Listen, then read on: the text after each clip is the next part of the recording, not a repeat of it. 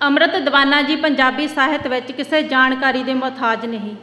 ਉਹ ਪੰਜਾਬੀ ਮਾਂ ਬੋਲੀ ਦੀ ਝੋਲੀ ਵਿੱਚ ਮਹਿਕ ਦੀ ਆਮਦ ਤੇ ਸੰਵੇਦਨਾ ਨਾਮੀ 2 ਕਾਵਿ ਪੁਸਤਕਾਂ ਪਾ ਚੁੱਕੇ ਹਨ। ਇਹ ਕਿਤਾਬ ਉਹਨਾਂ ਦੀ ਤੀਜੀ ਕਿਤਾਬ ਹੈ। ਉਸਨੇ ਆਪਣੀ बेटी ਨੂੰ खुशामदीद कहा है। बड़ा सफ़र तय किया है बेटियां ने कि उन्होंने शगन मनाए जान, पुत्तां वांग लाड लडाया जाए तो उन्हों स्वागत किया जाए। अज गुरुआं की धरती ते बाबे नानक के ही कुछ पैरोकार अखवाउण वाले लोग ਧੀਆਂ ਨੂੰ ਮਾਰਨ ਵਿੱਚ ਸਭ ਤੋਂ ਅੱਗੇ ਹਨ, पर ਅੰਮ੍ਰਿਤ ਦੀਵਾਨੇ वर्गे ਲੇਖਕਾਂ की सोच सदका चंगे भविख की आस की जा सकती है। स्टेज की कार्रवाई शुरू करने लई सब तो पहला मैं एक अजिही शख्सियत नूं बुलाउण जा रही हाँ। मंच ते आके बैठण लई उन्हां बारे कहा जा सकता है कि वह राहां ते नहीं तुरदा, वह तुरदा है तो राह बनते हैं।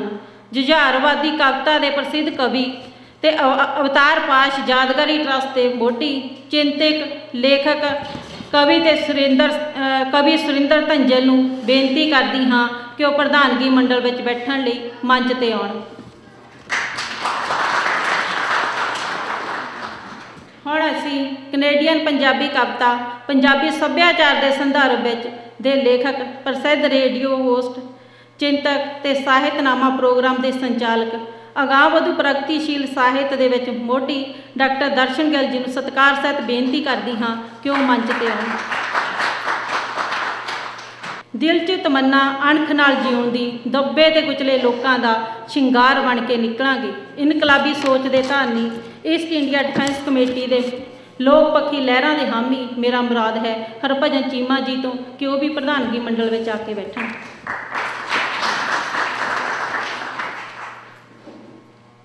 प्रसिद्ध चित्रकार जिन्हों ने अमृत दीवाना जी की हर कविता ते गज़ल नूं मोह बोल की तस्वीर बना दिता है, जिन्हों बारे लोमेश ऋषि जी दियां कुछ लाइनां पूरियां ढुकदियां हन। उन्हां हत्थां नूं चुमदा हाँ जिहड़े लोक गीत रचदे ने, उन्हां साजां च गुमदा हाँ जिहड़े संगीत रचदे ने।